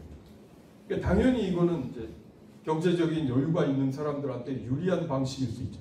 특정 지역에 예를 들어 사립학교가 많이 생기고 거기 재정도 어쨌든 충분해지니까 어떻게 해요? 입시 결과도 뭐 나빠지지 않고 뭐 이런 상황이 이제 흘러가는. 자, 그걸 어떻게 일종의 사유화, 민영화의 이제 강점이다 뭐 이렇게 이제 부각시키는 거고, 보건의료도 마찬가지예요. 공공의료 체계뿐만 아니라 사기업이 들어와서, 그러니까 말하자면 이제 고급 수술을 하려면 어떻게 해요? 의료비가 늘어나는 거잖아요. 여러분이 만약 부유하다, 그리고 개인적인 선택이 가능하다 할 때는 그런 보험을 구입하실 수도 있습니다. 그런데 이제 그걸 제도적으로 문을 열어놓는 거예요. 그게 1980년 헌법하고 밀접한 관련. 연금 역시 마찬가지예요. 혹시 여러분들 연금을 좀 더 과감하게 베팅해보고 싶다 이런 생각 해보셨어요? 아니요. 이건 안정성이 중요한 건가요? 어떻게 생각하세요? 곧 국민연금이 고갈된다는데 뭐 이런 얘기도 꽤 많이 들으셨잖아요. 그 다음에 이제 젊은 세대들은 뭐 더 걱정이 많다고 하는 이야기도 있고. 그럼 어떻게 이 문제를 풀어나갈까요?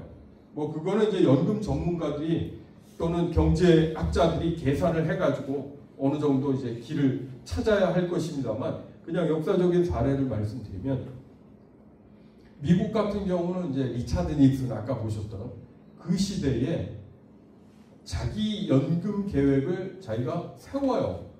그래서 예를 들어 내 연금은 이러이러한 주식에 내가 투자할 수 있도록 내게 기회를 줘. 뭐 이런 방식으로 또 바뀌어갑니다. 연금을 좀 고수익 고위험 상품을 사는데 투자해줘. 이런 방식으로 바꿔나간다는 거죠. 그러니까 이제 지금 연금하는 어떤 분한테 들었는데요. 한국은 뭐 쉽게 얘기하면 그런 관점에서 보면 공격적인 투자를 안 한다고 그러더라고요. 안 하는 게 맞죠. 전 그렇게 봅니다. 이거 뭐 한 방에 날려가지고 뭐 다 고갈시킬 가능성도 있는 거잖아요. 그걸 정교하게 잘 뭐 설계를 하든가. 그런데 미국이나 뭐 캐나다의 최근은 조금 더 공격적인 성향을 늘려나간대요. 예를 들어 조금만 더 공적인 연기금이 약간 더 공격적인 성향을 늘려나가면 연금 고갈 시점이 뒤로 간다는 거죠. 뭐 그런 이야기들을 이제 지금 하고 있을 겁니다. 근데 아무튼 이게 굉장히 낯선 얘기 같으시잖아요. 한국은 아직 2단계에 오지 않았죠. 그런데 피노체트 단계에서는 이걸 문을 활짝 열어놓은 거예요. 정치적 탈집중화요. 뭐 좋게 얘기하면 지방 분권 같은 거지만 또 중앙 정부의 역할을 제대로 안 한다는 것일 수 있어요. 혹시 예를 들어 어떤 게 문제가 될까요? 자, 신자유주의 시대에 아까 내핍이라고 말씀드렸잖아요. 어쨌든 정부 지출을 줄여야 돼요. 교육을 줄이진 않을 것 같습니까? 혹시 교육 분야에서 줄여야 될 거면은 어느 분야를 먼저 줄이시겠어요? 고등교육, 국민기본교육, 의무교육 어디를 줄이시겠어요? 고등교육 줄여야죠. 의무교육은 받아야 되니까. 그래서 저같이 뭐 이제 예를 들어 인문학하고 한 사람은 1990년 이후에 엄청난 타격을 입었습니다. 저는 제 10년 선배보다 대학교에 자리 잡는데 훨씬 더 많은 시간이 걸렸습니다. 저는 IMF의 영향력을 온몸으로 저 역시 경험했던 세대라고 말씀드릴 수 있습니다. 아무튼 옛날 슬픈 여러 가지 반성들이 떠오르기 때문에 이 정도로만 말씀을 드리려고. 아무튼 자, 이게 원대한 교육인데요. 한번 이 부분은 눈으로 한번 보시죠. 피노체트의 머릿속에 이런 생각이 있었다는 거예요. 앞선 50년 동안 지금 국가의 복지체계가 계속 커져왔는데 나는 이 흐름을 바꿀 거야. 단지 이건 시장을 확대하고 민영화를 하는 게 아니라 기존 사회적 제도를 완전히 재편해야 돼. 국가의 제도적 구조, 더 나아가서 가치체계와 문화를 완전히 개조해야 돼. 대전환을 이루어야 해. 이런 생각을 했다는 거예요. 시카고 학파는 적극적으로 거기에 힘을 보탰고 그리하여 이런 일들이지. 제가 이제 교육 문제만 말씀드렸는데요. 당연히 이제 예를 들어 아프리카 어떤 국가가 그 IMF의 구제 금융을 받으면 어떤 일이 벌어질까요? 고등교육 부문의 예산만 줄이지 않아요. 국민 기초교육 예산까지 줄여요. 뭐 그게 이제 IMF나 뭐 이런 국제금융 뭐 이런 거물들의 놀라운 프로젝트일 수 있습니다. 마치 음모론처럼 들리는데 아프리카 사람들을 늘 어떻게 가난하고 못 배운 사람으로 만드는 거죠. 그런 게 있을지 몰라요. 한국의 경우는 어느 정도 그 규모가 있는 상황이기 때문에 국민 의무 교육은 줄이지 않았어요. 그러나 인문사회계 고등교육 예산을 완전히 줍니다. 그 다음에 또 더 나가서 어떤 일이 벌어지냐면 경찰도 줄일 수 있어요. 아니 거기 국가 예산이 투입되니까. 그 다음 또 뭐가 줄어들죠? 뭐 이제 군인도 줄어들 수도 있지만 한국 같은 경우는 조금 뭐 그건 민감한 문제일 수 있고요. 아니면 소방을 줄일 수도 있고요. 그 다음 안전 규제 이런 걸 어떻게 해요? 약화시킬 수 있어요. 예를 들어 세월호 문제 이야기할 때 늘 나왔던 것 중에 하나가 낡은 배, 뭐 예를 들어 뭐 연식이 굉장히 오래된 배를 좀 더 오래 쓸 수 있도록 만드는 거죠. 그러면서 어떻게 해요? 그냥 시장에 맡겨놓는 정책으로 바꿔버리면 아시겠죠? 훨씬 더 위험할 수 있는 상황이 오래 지속될 수 있는 거죠. 그러니까 이게 이제 뭐 그렇게 다 맞물려 있는 거라고 보시면 돼요. 원래 칠레는 1924년 정부가 운영하는 연금 제도가 도입됐는데 이게 미국보다도 더 앞서서 도입된 거예요. 그 다음 1952년 공공의료 서비스, 소득 수준에 관계없이 일정한 수준의 의료 서비스를 받게 되는, 그러니까 한국에 말하자면 이제 이 의료보험 체제 같은 걸 떠올리시면 돼요. 그것을 수립한 라틴 아메리카 최초의 사회. 그런데 1980년 이래 민간 부문의 참여를 적극적으로 확대하는 방식으로 바뀌었다는 거예요. 그러니까 이게 피노체트, 뭐 독재, 그다음 미국의 개입 이거 플러스 말하자면 신자유주의라는 게 뿌리를 내림으로써 어떤 식으로 이제 그 국가의 사회 경제적인 구조뿐만 아니라 일종의 이제 마인드가 바뀌어 나가는지. 자, 뭐 일단 아까 그 책이 있었잖아요. 그 책의 결론을 한번. 보통 이제 그 어떤 뭐 제도라든가 흐름이라든가 그게 영향을 미치는 게 예를 들어 선진국에서 개발도상국으로 영향을 미친다고 생각하시잖아요. 이건 보시면 자, 매우 혹독할 수 있는 신자유주의 경제 운용이 칠레라고 하는 미국, 영국하고는 좀 다른 자본주의의 주변부에서 먼저 혹독하게 구사된 다음에 그게 미국이나 영국에 영향을 미치게 됩니다. 그래서 본격적으로 1980년대 미국의 로널드 레이건이니 영국의 마가렛 대처가 등장했을 때 나오는 게 다음에 광산 노조 파업을 불복시킨다든가, 그 다음 뭐 일본의 고이즈미도 마찬가지인데요. 우정국이라고 해가지고 왜 최신 시스템 뭐 이런 것들을 어떻게 다 탈집중화한다고 해서 다 민영화 시킨다든가 이런 일들이 이제 벌어지게 되면, 그러니까 주변부에서 수행된, 즉 칠레에서 수행된 잔혹하고 무자비한 실험이 자본주의의 핵심부 미국이나 영국의 정책 모델로 활용된 사례, 이렇게 한다. 그러니까 이 나라가 굉장히 일찍 지구상의 어떤 나라보다 빨리 신자유주의 정책을 받아들여서 무려 한국보다 20년 먼저 한 듯 보이고요. 저런 헌법을 통해서 꽤 이제 사회가 이러이러한 방향으로 바뀌었다는 거예요. 자, 이 부분은 다소 이 흐름하고 조금 안 맞아서 빼려고 보니까 한 말씀만. 피노체트라는 사람이 2006년 91세로 사망했어요. 굉장히 오래 살았어요. 아니, 뭐 나쁜 짓을 한다고 해서 뭐 빨리 죽고 그러진 않는 것 같아요. 아니, 세상에 그렇게 되면 뭐 굉장히 시원하고 뭐 장쾌한 부분도 없지 않아요. 그게 어린이 명랑 만화의 결론은 그렇게 날 수 있어요. 이게 쉽지 않은데요. 아무튼 뭐 이런 거죠. 이 사람도 결국 말년에는 그 자기 집권기의 여러 이제 그 인권 침해 사례에 대한 책임 때문에 고초라면 고초를 겪었어요. 심지어 이제 어떤 일이 벌어졌냐면 1991년에 98년에 등 수술을 받기 위해서 영국으로 갔거든요. 고전엔 더 좀 치사한 게 있습니다. 이렇게 민주화 이행기에 그러면 군부독재 출신의 피노체트 대통령은 어떻게 되느냐? 육군 총사령관직을 유지합니다. 그리고 요거는 육군 총사령관직을 사퇴한 후에는 면책 특권이 보장되는 종신상원 의원직을 유지합니다. 어떤 건지 아시겠죠? 재판에 가지 않기 위해서. 등 수술을 받기 위해서 영국 런던에 방문했다가 잡혀요.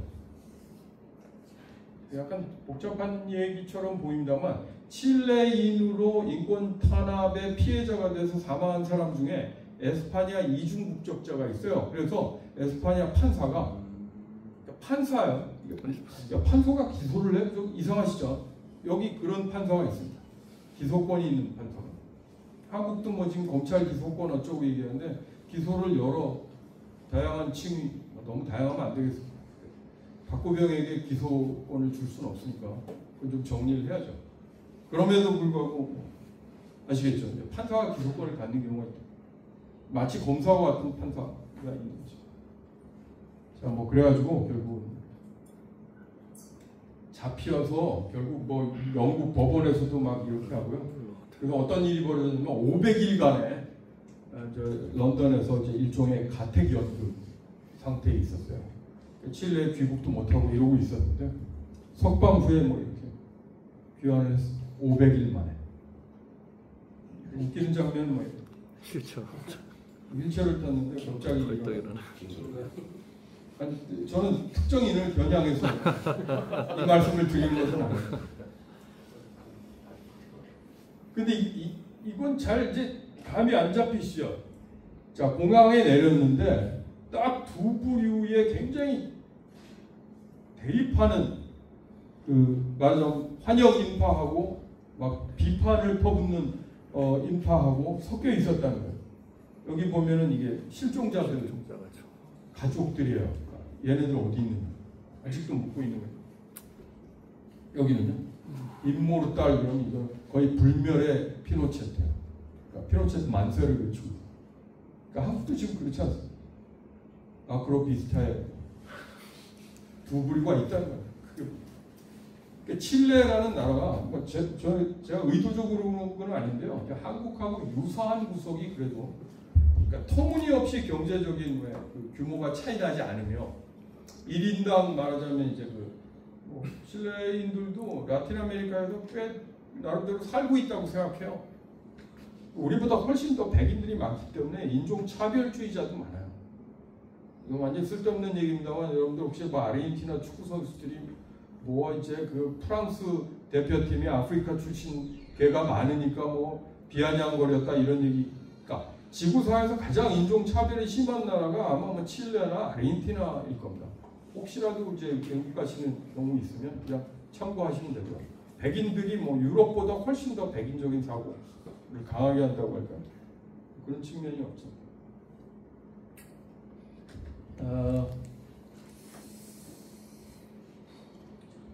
21세기 뭐 제가 이제 무장투쟁 뭐 이런 거에 가능성이 꺾였다고 얘기했는데요. 그래서 라틴 아메리카의 좌파 세력이 전반적으로 좀 바뀝니다. 예를 들어 뭐 계급투쟁을 얘기하고 무장투쟁도 불사하다가 이렇게 이제 변화하거든요. 뭐 물론 이제 90년대 초에 소련이 무너지고 하면서 이렇게 바뀌는 측면도 있었고요. 자, 이 사유화 민영화에 대한 반대를 한다든가. 그러면서도 어떻게 해요? 뭐 이렇게 예를 들어 그런 시장 경제에 대한 실용적인 태도를 유지한다든가. 그러니까 기존의 좌파하고는 좀 바뀌는 뭐 모양새가 있다. 그래서 결국 2000년대 초반에 상당히 많은 라틴 아메리카 국가에서 이른바 좌파의 집권이 이어져요. 근데 이 중에는 뭐 체게바라처럼 무장투쟁에 나서야 된다라고 생각하는 사람은 사실상 사라진 셈이에요. 오늘날에도 아직 브라질 대통령을 하는 세 번째 나중에 하고 있는데요. 한참 쉬었다가 룰라, 여기 이제 미첼레 바첼레트라고 칠레의 여성 대통령입니다. 1990년에서 2010년까지 약 20년 동안, 그러니까 피노체트 체제가 무너지고 나서 이른바 이런 정부가 등장했는데요. 성향을 보면 중도 좌파 정도 되는 그 중에 마지막 대통령 2006년에서 2010년까지 4년간 대통령했던 여성 대통령. 아버지가 이제 아옌데 시절에 무슨 꽤 유명한 정치인이었던 걸로 알려져 있습니다. 피노체트에게 피해를 당했던 집안 출신이고. 자, 그래서 이 사람들이 이런 정부가 들어서면 어떻게 해요? 피노체트 체제에 자리 잡았던 여러 가지 정책들을 다 뒤집어야 된다고 생각할 수 있잖아요. 제가 보여드린 거는 그게 생각보다 쉽지 않아요. 바꿔 얘기하면 신자유주의의 뿌리라고 하는 게 이게 생각보다 무지무지하게 깊이 자리 잡았던 것이다. 뭐 예를 들어 이제 그 아까 피노체트의 인권 침해에 대해서는 문제를 던질 수 있지만 신자유주의 정책에 대해 본격적인 문제 제기, 그다음 그거에 대한 어떤 폐기, 이거 외치기가 쉽지 않았다는 거예요. 그래서 예를 들어 뭐 협력을 수용하는 대신에 이렇게 하는 온건한 정치적인 지향을 유지했다는 거예요. 그래서 이런 얘기죠. 이걸 번역하기가 쉽지 않은데 형평성을 갖춘 성장. 왜 보통 경제 성장 그러면 뭐 퍼센테이지 많이 오르면 좋지만 그 성장의 열매가 골고루 돌아가지 않는 사례가 있잖아요. 그거에 나름대로 형평성을 유지한 성장이 필요하다고 외친 거예요. 그러니까 피노체트식의 신자유주의 구조 조정만 가지고는 칠레가 살 수 없으니 어떻게 해요? 거기에서 초래된 불평등을 완화해야 된다. 이런 주장이 강했습니다. 강했는데 어떻게 해요? 뭐랄까 아주 비판적인 시각이 있다면 이 콘트라타시오네 네 정부 연속 집권을 한 20년 했음에도 신자유주의 구조조정의 모순에 대응하도록 압력을 받은 동시에 신자유주의가 구축한 관계를 재생산했다. 덫에 빠진 거다. 21세기에도 사실 피노체트가 남겨놓은 흔적이 이게 쉽게 지워지지 않았다. 이런 평가를 하고 있습니다. 마지막은 제가 이거 관심은 있는데 제 능력 밖의 일입니다. 이런 경우 정권이 바뀌고 민주화가 이루어지고 그럼에도 불구하고 피노체트 시기에 어떤 뿌리 깊은 그런 예를 들어 냉전의 영향을 받은 신자유주의 이게 어떻게 약화되지 않고 한 상황 절차적으로는 민주주의가 유지된다고 볼 수 있어요. 왜? 정기적으로 정권 교체가 이루어지고 여러분 투표하는데 예를 들어 한국도 마찬가지죠. 제약이 없어요. 일단 그렇습니다. 투표권을 뺏어간다든가 이런 황당한 일들은 벌어지지 않는다는 측면에서 절차적인 민주주의는 있지만 그 앞에 형용사가 필요하다. 이건 신자유주의적 민주주의가. 그래서 한국의 정치학자 최장집 선생도 20여 년 전에 이런 얘기, 노무현 시절에 혹시 노무현 시절에 가장 유명했던 구호가 떠오르시나요? 일정 연배가 되셔야 되는데 기업하기 좋은 나라. 그리고 이학수랑 굉장히 가까웠다는 거 아니에요?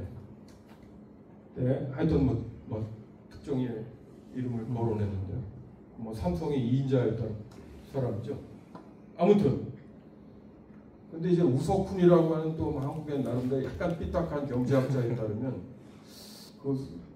그때 이후로 한국은 기업만 좋은 나라가 됐다고 그런 식으로 이제 기업의 민주주의는 완전히 사라지고 이런 이야기들 비판적인 학자들은 꼭 그렇게 노동 없는 민주주의 이런 것도 마찬가지입니다. 쉽지 않은 주제인데요.